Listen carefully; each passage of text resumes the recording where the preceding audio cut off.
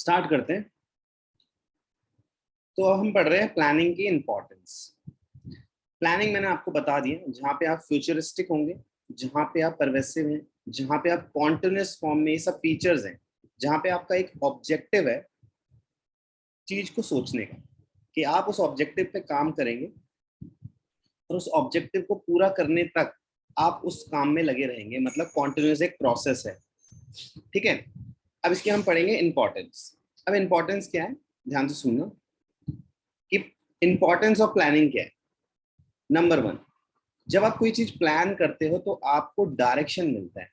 तो number one point देखो कितना सिंपल है, और वो कह भी रहा है। ये पूरा चैप्टर ही सिंपल है, इसमें फ्री के मार्क्स मान के चलो आप, आपको ये मार्क्स फ्री में मिलने वाले हैं।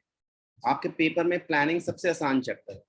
तो अगर आप ध्यान से देखेंगे तो लिखा हुआ है कि प्लानिंग प्रोवाइड्स डायरेक्शन। सिंपल सी बात है कि जब आप कोई चीज का प्लान करते हो तो आपको डायरेक्शन मिलता है। कैसे मिलता है? क्योंकि आप गोल बनाते हो।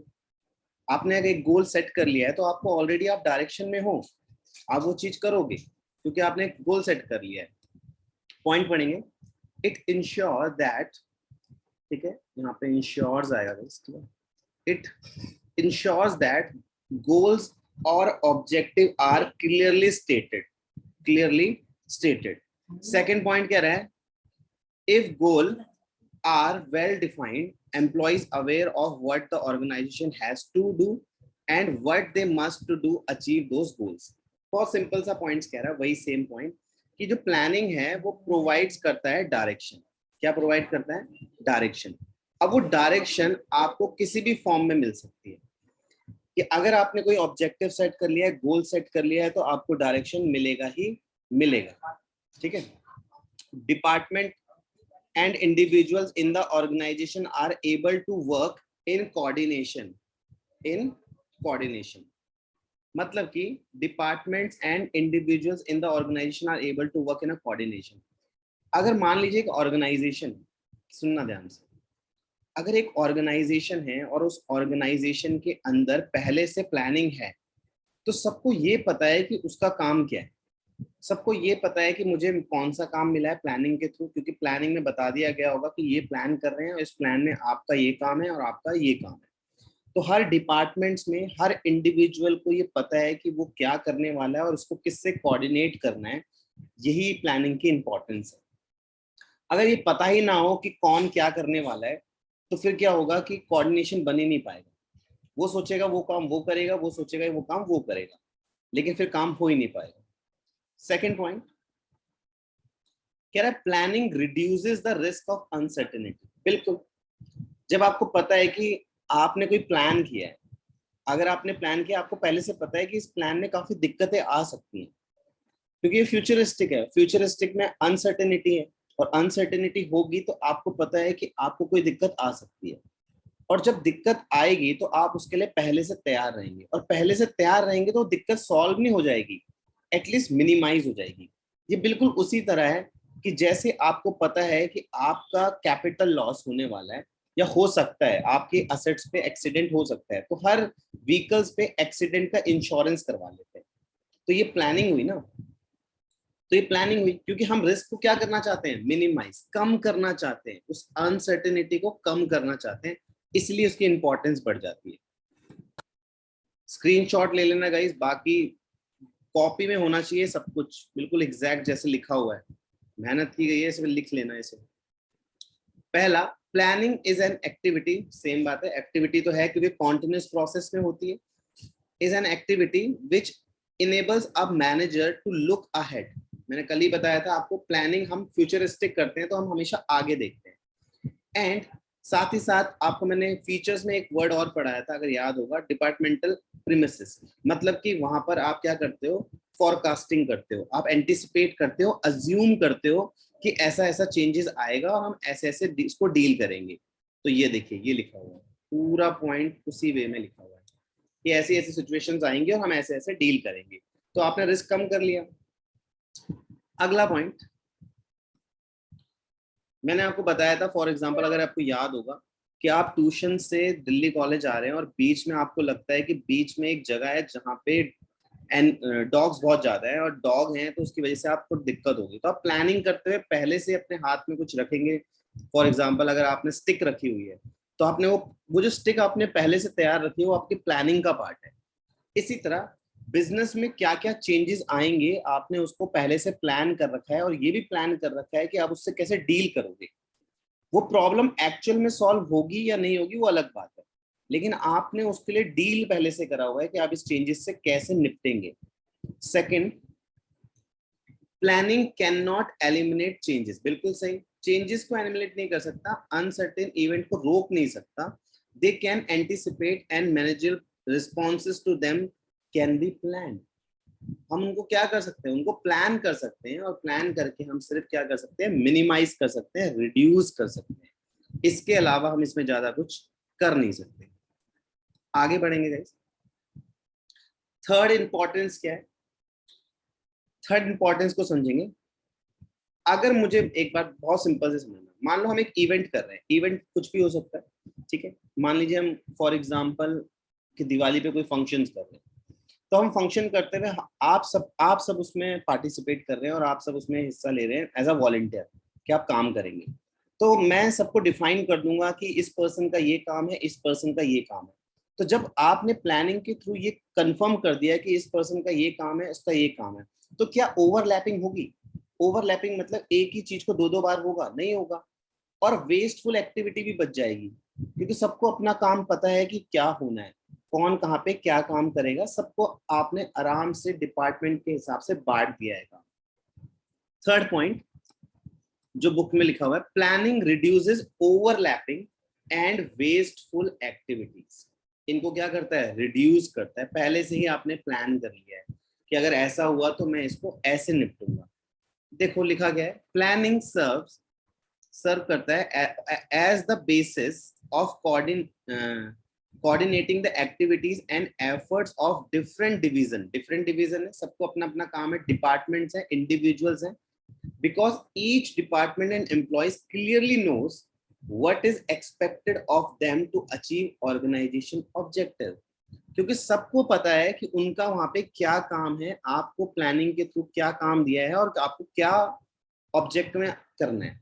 फॉर एग्जाम्पल कि मैंने कहा दिवाली का इवेंट करना है, तो कौन म्यूजिक सिस्टम लेके आ रहा है, ठीक है, कौन डेकोरेट करेगा, कौन फूड का इंतजाम करेगा कि कौन खाना ला रहा है, और कौन उस माहौल को, इन्वायरमेंट को बनाए रखेगा, उसकी सारी जिम्मेदारी होगी।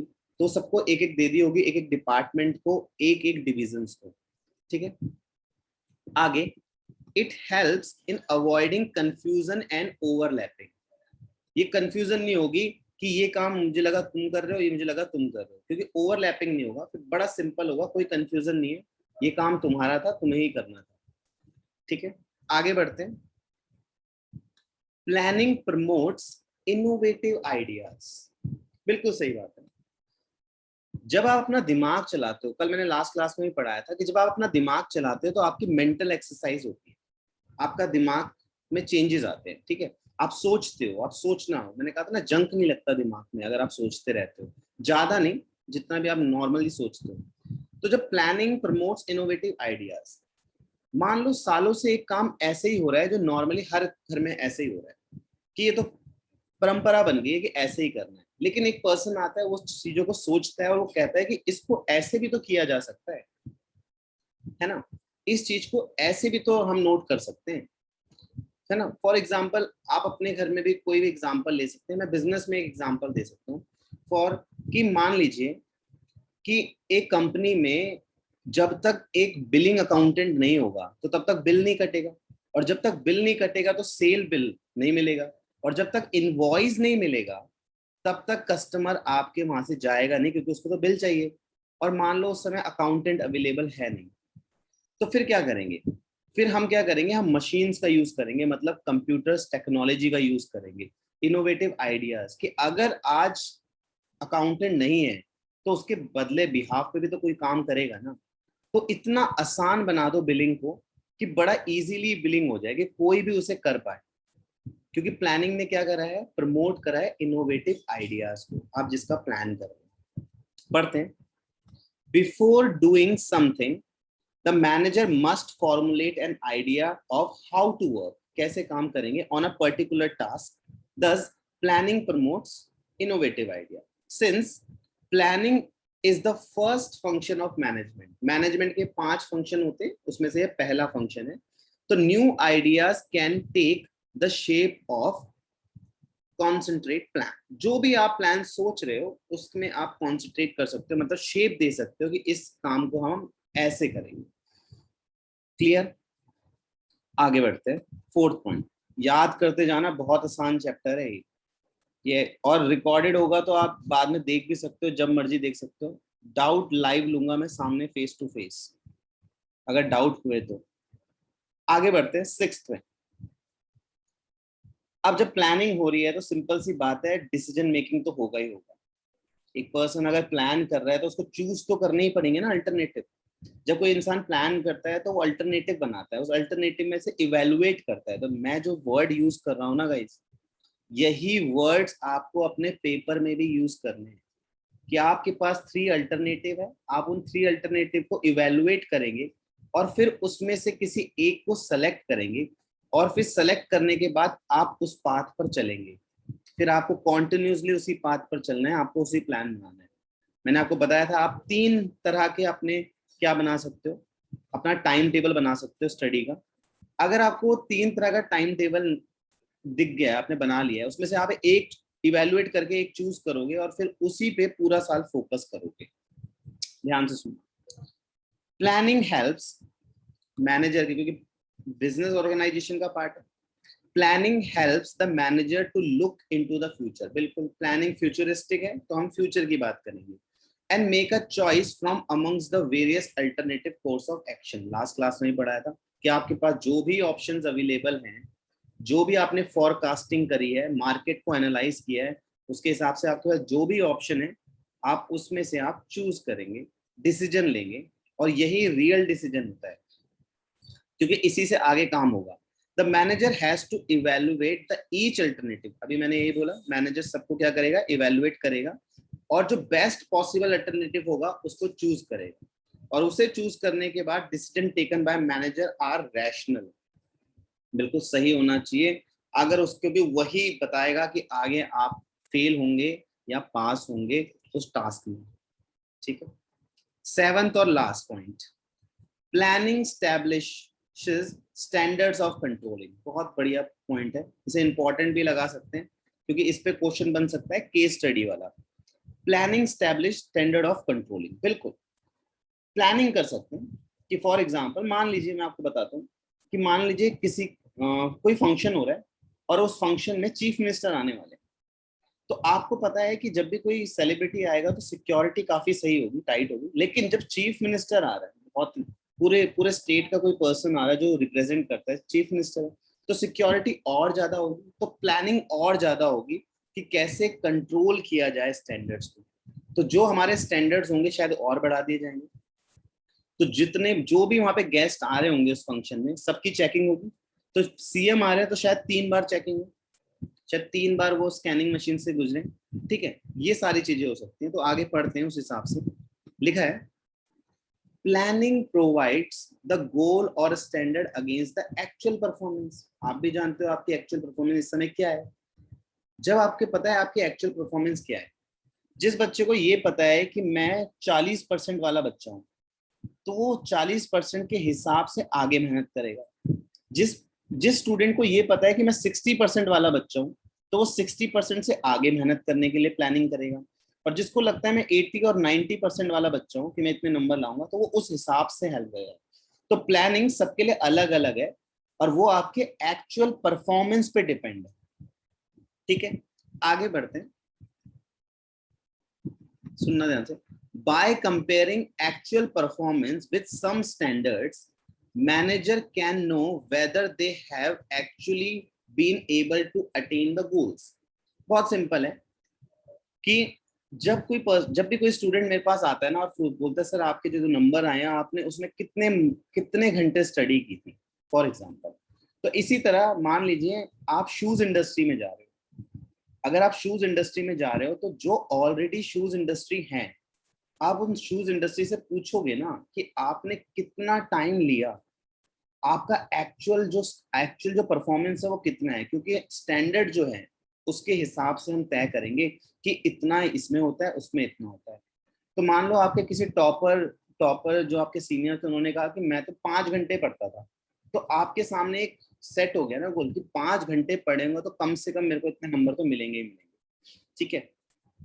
और एक पर्सन आपके घर में ही होगा, आपका बड़ा भाई, जो पढ़ ही नहीं रहा होगा, चाहे बहुत ही पढ़ रहा होगा, आई डोंट नो, तो मान लो उसको देखते हो आप पूरे दिन नहीं पढ़ता, फिर भी उसके 60-70 आ जाते हैं, तो आपको लगता है अरे 1-2 घंटे मैं भी पढ़ूंगा तो 60-70 आ जाएंगे। तो जो स्टैंडर्ड बना था ना कंट्रोलिंग का कि 2 घंटे पढ़ के भी 60 आ जाएंगे, प्लानिंग उसको ऑब्जर्व करके कहेंगे अगर मैं 4 घंटे पढ़ लूँ तो शायद 80 आ जाए। तो प्लानिंग हेल्प करता है इन चीजों में, इसलिए इसकी इंपॉर्टेंस बढ़ जाती है। सेकंड पढ़ेंगे, if there is any deviation तो इट कैन बी करेक्टेड। अगर मुझे कुछ भी चेंजेस चाहिए तो मैं उन चेंजेस को करेक्ट कर सकता हूँ आराम से प्लानिंग के थ्रू शुरुआत में, लेकिन एक बार प्लान एग्जीक्यूट हो गया उसके बाद मुझे उस पर स्ट्रिक्ट रहना पड़ेगा, उसी को फॉलो करना पड़ेगा, फिर मैं किसी और पे चेंज नहीं कर सकता बार बार। आगे बढ़ते हैं। Therefore we can say that planning is, जो प्रिस्क्रिप्ट होती है for controlling and planning provides the basis of control. बिल्कुल, जो भी प्लानिंग क्या करता है, जो भी बेसिस है ना कंट्रोल के, उनको क्या करता है पहले से ही तैयार रखता है कि आपको ऐसे करना है ना। जैसे फंक्शन आएंगे, जैसे चीफ मिनिस्टर इवेंट के अंदर होंगे तो हमें क्या क्या करना है, कहाँ कहाँ से गुजरेंगे और किस किस तरह से पब्लिक को साइड करना है, किस हिसाब से, जो भी मैनेजमेंट कर रहा होगा वो प्लानिंग का पार्ट होगा, और प्लानिंग के पार्ट्स की वजह से स्टैंडर्ड ऑफ कंट्रोलिंग स्टैब्लिश होगा कि ऐसे ऐसे काम किया जाता है। क्लियर? तो हमारे यहाँ पे इंपॉर्टेंस ऑफ प्लानिंग खत्म हुई। 7 तरह के होते हैं, दोबारा से इस पे एक बार देखेंगे। Planning provides direction. सबसे पहले आप प्लान करते तो आपको डायरेक्शन मिल जाता है कि ये डायरेक्शन है। जब आप प्लान करते हो तो रिस्क कम हो जाता है, फ्यूचर का अनसर्टेनिटी का रिस्क कम हो जाता है। थर्ड, प्लानिंग ओवरलैपिंग से बचा देता है, क्योंकि आपको पता है कि कौन सा काम किसका है, तो कभी भी एक काम 2 बार नहीं होगा, और दूसरा वेस्ट नहीं होगा, ठीक है। फॉर एग्जाम्पल कि आप कि आपके घर में किसी ने बोला हुआ था कि आपको ये वेजिटेबल्स लेके आने हैं, तो किसी को पता नहीं था कि किसने लाने हैं, तो सभी ले आए, तो वेस्टफुल एक्टिविटीज हो गई ना, ज्यादा आ गया, बाद में यूज हो सकता है लेकिन कितने दिन, कितना ही खा लोगे आप, वापस करना पड़ेगा। आगे fourth point, planning promotes innovative ideas. बिल्कुल, जब आप सोचते हो तो आपके दिमाग में कुछ ना कुछ तो चलता है, मतलब कुछ ना कुछ नया आइडिया तो आता ही है, ठीक है। उसके बाद अगला है प्लानिंग फैसिलिटीज डिसीजन मेकिंग। बिल्कुल, जब जब आप प्लान कर लेते हो तो आपके पास बहुत सारे प्लान होते हैं, उन प्लान में आप इवेलुएट करते हो, सोचते हो मैं कौन सा प्लान करूंगा, और उस प्लान को करने के बाद आप डिसीजन लेते हो कि मुझे ये वाला प्लान करना है और मुझे इतने टाइम में करना है, ठीक है। और लास्ट है कि planning establishes standards of controlling, standards for controlling, है ना। स्टैंडर्ड्स मतलब ऐसा होना चाहिए, है ना, उसको प्लान करता है, ऐसा होना चाहिए तो होके ही रहेगा, वो अपने प्लान कर लिया है। आगे बढ़ते हैं, बहुत ही आसान था अभी तक, लिमिटेशंस पढ़ ली हमने, फीचर्स पढ़ लिए, अब हम पढ़ेंगे लिमिटेशंस। प्लानिंग की क्या लिमिटेशंस है? सबसे इंपॉर्टेंट, पहले तो ये समझ लिया जाए कि अगर आपने कोई प्लान बनाया है तो जरूरी नहीं है कि आप सक्सेसफुल हो जाएंगे। तो अगर आपने कोई अपने टास्क के लिए कोई टाइम टेबल बनाया है तो जरूरी नहीं है कि आप उस पर 100% आपको सक्सेस मिल जाएगी।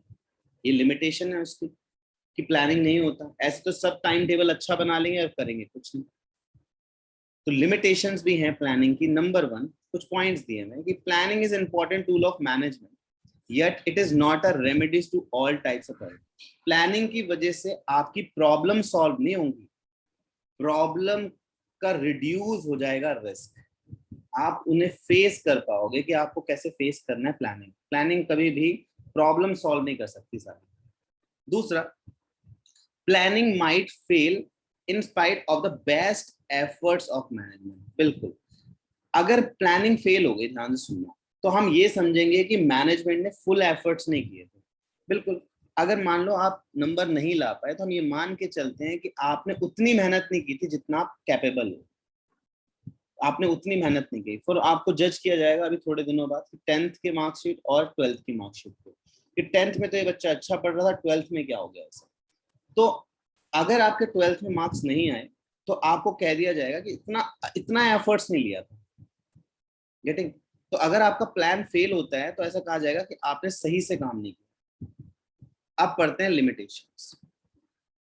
बहुत आसान है, बहुत ही आसान। Planning leads to rigid. मतलब रिजिड के मतलब क्या होता है कि मतलब आप टिके हुए हो एक ही चीज पे, आपके पास स्पेसिफिक है, आपके पास चेंज नहीं कर सकते आप। मैंने आपको कहा ना, आपके पास जब तक 3 प्लान थे, आपने उन्हें इवेलुएट करा, उसके बाद सेलेक्ट कर दिया। अब सेलेक्ट करने के बाद आपको उसे कॉन्टिन्यूस प्रोसेस में रखना है, हमेशा हमेशा वो कॉन्टिन्यूस प्रोसेस में चलेगा। और कॉन्टिन्यूस प्रोसेस में चलेगा तो बहुत सिंपल है कि कॉन्टिन्यूस प्रोसेस में वो तभी चल सकता है जब आप एक प्लान पे टिके रहो। आप चेंज करते रहोगे तो कॉन्टिन्यूस कहां से होगा? और इसकी ये लिमिटेशन भी है, क्योंकि अगर आप एक ही चीज पे टिके रहोगे तो फिर आप उस चीज को चेंज नहीं कर पाओगे, और ये इसकी लिमिटेशन है। तो कीवर्ड्स में आप पढ़ेंगे कि plans are drawn with specific goals. बिल्कुल, आप किसी स्पेसिफिक गोल को अचीव करने के लिए बनाते हो और एक स्पेसिफिक टाइम के लिए बनाते हो। तो इसका मतलब जो मैनेजर है, manager may not be in a position to change it. बिल्कुल नहीं कर सकता वो चेंज। और अगर वो कर देता है तो फिर वो कॉन्टिन्यूस प्रोसेस का पार्ट नहीं हो पाएगा ना। तो दिस काइंड ऑफ प्लान जो होते हैं वो मे क्रिएट डिफिकल्टीज। अगले पे बात करते हैं। थर्ड पॉइंट है, following is a pre decided plan. बिल्कुल, आपने अगर कोई प्लान बनाया है तो वो पहले से डिसाइड हुआ होगा। Pre decided plan and when circumstances have change. For example, कल आपका संडे है, कल आपका घूमने का टाइम है, तो सारे दोस्तों ने सोचा कि हम घूमने जाएंगे, और उन्होंने प्लान बना लिया, अच्छे से प्लानिंग कर ली है, और सुबह बारिश हो गई। तो कुछ सर्कमस्टेंसेस आ गए जिसकी वजह से चेंज हो गया प्लान, या पूरा प्लान किसी एक पर्सन पे डिपेंड था। मान लीजिए आप 6 जने जा रहे हो और एक पर्सन के पास कार है, तो वो पर्सन लेके जा रहा है सबको, और उसी समय उसके पास वो कार अवेलेबल नहीं है, तो पूरा प्लान में सर्कमस्टेंसेस चेंज हो गए ना। आगे, may not turn out to be in the organisation interest. अगर आपका आपका बनाया हुआ प्लान में कुछ भी चेंजेस आ गए, सर्कमस्टेंसेस बदल गई, आपने सोचा था ऐसे होगा लेकिन ऐसा नहीं हुआ, तो आपका प्लान खराब हो जाता है, क्योंकि आप उसी को प्रोसेस पे चल रहे होते। सेकंड, बहुत आसान, ऐसा बिजनेस जहां पे चेंजेस बड़ी जल्दी आता है। जैसे मैं बताता हूँ, जैसे फॉर एग्जांपल जितने भी कपड़ों की इंडस्ट्री है ना, क्योंकि फैशन जो इतनी तेजी से बदलता है ना, डायनेमिक चेंजेस होते हैं फैशन में, और खासकर जो गर्ल्स का फैशन होता है वो बहुत तेजी से बदलता है।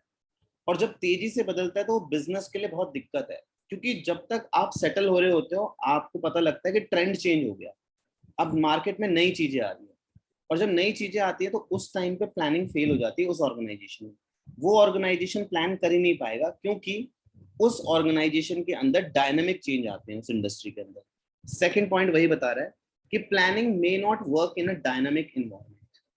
अब डायनेमिक इन्वायरमेंट कहाँ होता है? अगर आपको याद होगा, आपने थर्ड चैप्टर पढ़ा था मेरे से, जहां पे हमने economic environment, political environment, legal environment, social environment, इन सबको पढ़ा था। तो यहाँ पे जो भी चेंजेस हैं वो सब एक्सटर्नल है। और अगर मान लीजिए वो डायनेमिक चेंजेस की वजह, टेक्नोलॉजी है, चेंज होती जाएगी, अपडेट होता जाएगा, तो ऐसी इंडस्ट्री में आप प्लान नहीं कर सकते लंबे समय के लिए। और प्लानिंग आपको पता है लॉन्ग टर्म प्रोसेस होता है, तो वहां पर प्लानिंग वर्क नहीं करता। आगे बढ़ेंगे।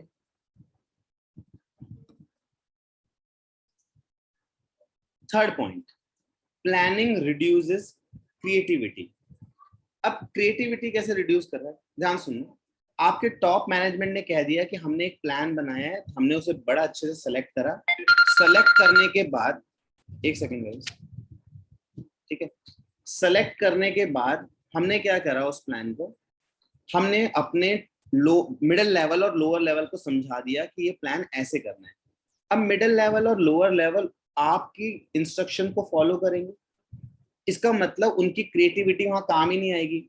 वो ये सोच नहीं सकते इस काम को हम ऐसे भी कर सकते हैं, वैसे भी कर सकते हैं, क्योंकि टॉप मैनेजमेंट ने बोला है इस काम को ऐसे ही करना है, तो आपको वैसे ही करना पड़ेगा। आप अपना दिमाग उसमें नहीं लगा सकते, क्योंकि वो प्लान एक बार इंप्लीमेंट हो चुका है। यहाँ पे देखो, वही पॉइंट बोल रहा है, कह रहा है the top management undertakes planning for the organization as a whole. उसके बाद usually the rest of the members just implement these plan. बिल्कुल टॉप मैनेजमेंट ने बोल दिया है कि प्लानिंग ऐसे होगी, अब जो बाकी मेंबर्स हैं मतलब कि जो मिडिल लेवल है और लोअर लेवल है उसको सिर्फ इम्प्लीमेंट करेगा, वो उस पर सिर्फ काम करेगा, उसमें वो अपना दिमाग नहीं लगाएगा। अगला पॉइंट, अब कॉन्सिक्वेंसेस क्या होंगे इसके कि मिडिल मैनेजमेंट और other decision makers neither allowed, उनको कोई अलाउड नहीं है कि उसमें कुछ चेंज कर सके, परमिट कर सके, वो सिर्फ ऑर्डर को फॉलो करेंगे। और यही होता है आपकी क्लास में जो आपकी टीचर होती हैं वो ऑर्डर फॉलो कर रही होती हैं प्रिंसिपल्स के, तो आप चाहे उन्हें कितना भी कन्विंस कर लें, उनके पास ऑलरेडी ऊपर से ऑर्डर आ चुका है कि यही काम ऐसे ही होगा, तो आपको ऐसे ही करना पड़ेगा। ठीक है, आप उसमें कोई भी क्रिएटिविटी ऐड नहीं कर सकते। सेम पॉइंट यहाँ पे भी कह रहा है, आप नथिंग टू न्यू इनोवेटिव, आप इनोवेटिव तब तक रहेंगे जब प्लान बन रहा हो, एक बार बनकर तैयार हो गया है, एग्जीक्यूट हो गया है, अब उसी को फॉलो करना पड़ेगा। अगला, आप प्लानिंग कर रहे हैं तो आपको एक्सपर्ट्स की जरूरत पड़ेगी, है ना, कोई बिजनेसमैन में एक्सपर्ट चाहिए होंगे जो आप इस इंडस्ट्री से होगा, जो एक्सपर्टली बता पाएगा, है ना, वही काम कर पाएंगे। जैसे मैं आपको बताता हूँ कि जो अमेज़न कंपनी का एम्प्लॉय था ना, अमेज़न कंपनी का एम्प्लॉय, उसी ने मिंत्रा फ्लिपकार्ट बनाया, मिंत्रा और फ्लिपकार्ट बनाया। तो पहले उसने सीखा बड़ी इंडस्ट्री से कि ऑनलाइन शॉपिंग होती कैसी है यूएसए में, और वहां से सीख कर वो इंडिया आया और उसने वही ऑनलाइन शॉपिंग ऐप उन्हीं के सामने खड़ी कर दी। तो यहाँ पे क्या हुआ कि एक्सपर्ट चाहिए होता है और एक्सपर्ट मांगते हैं पैसा, और अगर प्लानिंग कर रहे हो तो प्लानिंग करने के लगती है ह्यूज कॉस्ट। तो लिखा हुआ है प्लानिंग इन्वॉल्व्स ह्यूज कॉस्ट। क्यों? क्योंकि आप पहले से प्लान कर रहे हो चीजों को, मतलब अकाउंट्स वाले बच्चे प्रीमिलरी एक्सपेंसेस, ऑर्गेनाइजेशन बनने से पहले वाले एक्सपेंसेस, तो जो भी एक्सपेंसेस बोर्ड मीटिंग में होंगे, प्रोफेशनल एक्सपर्ट के होंगे, जो मार्केट में रिसर्च करेंगे एमबीए, उन सबके खर्चे आपको देने पड़ेंगे। और अभी तक काम स्टार्ट नहीं हुआ है, अभी सिर्फ काम प्लान हुआ है, इसलिए प्लानिंग में कॉस्ट ज्यादा लगती है, ये इसका लिमिटेशन है। Sometimes the cost incurred may not justify the benefit derived from the plan। बिल्कुल, कि मान लो आपने कोई प्लान बनाया और वो प्लान सही चल रहा था, लेकिन उसकी जो कॉस्ट थी वो ज्यादा थी और प्लान भी सक्सेसफुल नहीं हुआ, तो फिर क्या होगा? तो आप पे रिस्क तो है ना ये भी। तो यहाँ पर ये सारी चीजें भी मैटर करती हैं। अगले पॉइंट पे आते हैं, फिफ्थ पॉइंट। अब मैंने कहा कि प्लानिंग लॉन्ग टर्म प्रोसेस है, बहुत लंबा प्रोसेस है, तो इसका मतलब टाइम कंज्यूमिंग है।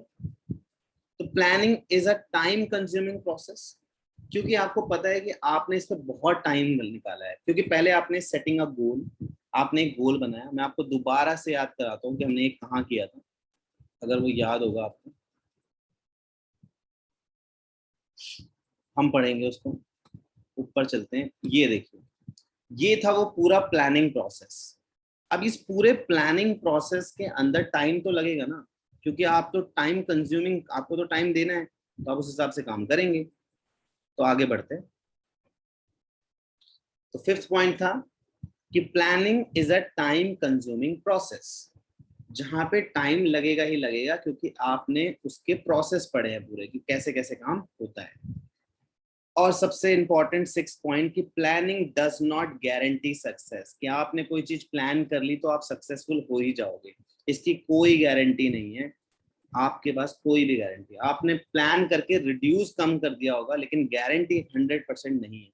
तो क्या लिखा हुआ है, ध्यान से देखेंगे, the success of an enterprise is possible only when plans are properly drawn up and implemented. It needs to be translated into action or it becomes meaningless। बिल्कुल, अगर आपका काम उससे हुआ ही नहीं तो आपके लिए तो मीनिंगलेस हो गया ना, आपने जितने एफर्ट्स दिए थे सब खराब हो गए ना। तो प्लानिंग आपको 100% श्योरिटी नहीं देता, गारंटी की, बस हाँ ये है कि वो आपको रिड्यूस करता है कि आप something is better than nothing हो जाते हो, कि लोगों के पास तो प्लान ही नहीं है, एटलीस्ट आपके पास प्लान था, चाहे वो सक्सेसफुल हुआ या नहीं हुआ। लास्ट पॉइंट को अगर ध्यान से देखेंगे तो वो भी यही कह रहा है कि this kind of complacency and false sense of security may actually lead to failure instead of success. मतलब ये बिल्कुल उसी की तरह है जो आपने देखा होगा जनरली गीता में लिखा हुआ है कि कर्म करते जाओ फल की चिंता मत करो। मतलब आपको इस तरह से सोचना है कि आप अपना काम करते जाओ, आप सक्सेस के बारे में मत सोचो, वो आपको मिल ही जाएगी। आप फेल जरूर होंगे क्योंकि आपको भी पता है कि प्लानिंग गारंटी की सक्सेस नहीं देता। आगे बढ़ते हैं। अब हम पढ़ने वाले हैं, ध्यान से सुनना, टाइप्स ऑफ प्लान। क्या पढ़ने वाले हैं? Types of plans. बहुत आसान है, इंपॉर्टेंट है। क्या होता है कभी कभी एक नंबर में दे देता है, सिर्फ एक नंबर में। सर प्लान के टाइप्स कितने हो सकते हैं? आप खुद सोचो ना कि जब आप प्लान कर रहे होते हो तो प्लान या तो लॉन्ग टर्म भी हो सकता है और शॉर्ट टर्म भी हो सकता है प्लान, है ना। प्लान वन टाइम भी तो हो सकता है। तो मैंने आपको एग्जांपल दिया था लास्ट क्लास में कि मान लो आपके किसी के घर में शादी है। अब उस शादी जब तक निपट नहीं जाती तब तक ही तो प्लान बनेगा। जैसी शादी कंप्लीट हुई उसके बाद वो कॉन्टिन्यूस प्रोसेस में थोड़ी चलेगा। तो ऐसा प्लान जहां पे आपने एक टाइम के लिए प्लान बनाया और वो खत्म हो गया, जैसे इवेंट खत्म हुआ प्लान खत्म हो गया। और दूसरा जहां पे लॉन्ग टर्म होगा, जहां पे क्या होगा लॉन्ग टर्म, जो कॉन्टिन्यूस प्रोसेस में चलेगा और चलता ही रहेगा, आगे बढ़ता ही रहेगा वो प्लान। तो वही हमें समझना है आज टाइप ऑफ प्लान्स के अंदर। तो अब हम पढ़ेंगे single use plans and standing plans. Single use से आप समझ ही गए होंगे, सिंगल यूज मतलब वन टाइम इवेंट या प्रोजेक्ट, किसी एक टाइम के लिए जो आप प्लान बनाते हो वो सिंगल यूज है। और स्टैंडिंग प्लान वो प्लान है जो लगातार चलता रहेगा, रेगुलर बेसिस पे, रिकरिंग नेचर का होगा, over the period of time चलता ही रहेगा आपको प्लान। ऑर्गेनाइजेशन के अंदर प्लानिंग जो होती है कॉन्टिन्यूसली होती है, लेकिन आपके आसपास घर में कहीं पे भी आपने देखा होगा सिंगल यूज प्लान भी होते हैं। मैंने आपको बताया था कि दिवाली पे आप कोई असेट परचेज करने की सोच रहे हैं, तो जैसे ही आप वो असेट परचेज कर लेंगे आपका प्लान वहीं पर खत्म हो जाएगा। पढ़ते हैं। डिफरेंस की तरह है, अच्छा पॉइंट है, डिफरेंस में पूछ भी सकता है। पहला पॉइंट है कि single use plan is developed for one time event और प्रोजेक्ट, एक टाइम के लिए। स्टैंडिंग में आते हैं। Standing plan is used for activities that occur regularly over a period of time, जो लगातार चलता रहेगा, रेगुलरली चलता रहेगा। सिंगल यूज प्लान में second point, such a course of action is not likely to be repeated in future। बिल्कुल सही है, जब सिंगल यूज है तो रिपीट क्यों होगा? They are non occurring situations, जो बार बार नहीं होती वैसी सिचुएशन। अब क्या शादी बार बार थोड़ी कराते रहेंगे, एक ही बार होगी ना, तो एक बार प्रोसेस करके उसके बाद खत्म हो जाएगा प्लान। अब आते हैं इसी तरह स्टैंडिंग प्लान। इसी तरह अगर बिजनेस का एग्जांपल दूं तो अगर आपको पता होगा कि बिजनेस के अंदर इवेंट्स होते हैं, ठीक है, इवेंट्स हो सकते हैं। फॉर एग्जांपल साल में एक कोई पार्टी हो सकती है, वो हर साल होनी है, लेकिन उसके लिए सिर्फ पर्टिकुलरली एक साल में प्लान बनाते हो, खत्म करते हो, फिर अगले साल जब आएगा तब तैयार करते हो।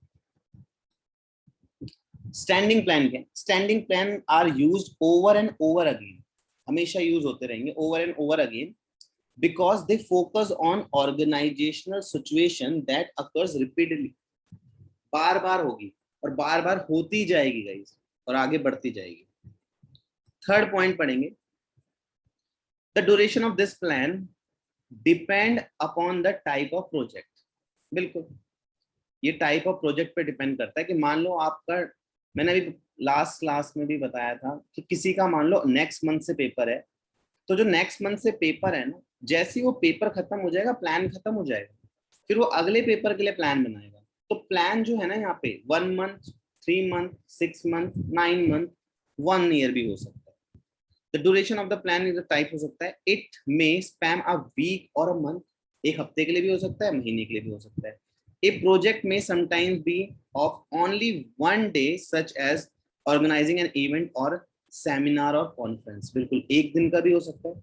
फॉर एग्जाम्पल कल संडे है, किसी न किसी के आप में के घर में ही किसी के मेहमान आ रहे होंगे, और मेहमान आ रहे होंगे तो आप उसकी प्लानिंग करते हो, थोड़ी करते तो हो, कुछ ना कुछ तो करते ही हो ना। तो फॉर एग्जाम्पल अगर आप किसी के मामा आ रहे हैं, चाचा आ रहे हैं, जो भी आ रहे हैं, तो आप उनके लिए थोड़ा सा प्लान करते हो और वो प्लान उसी दिन खत्म हो जाता है जब वहां से चले जाते हैं, वन डे का भी हो सकता है।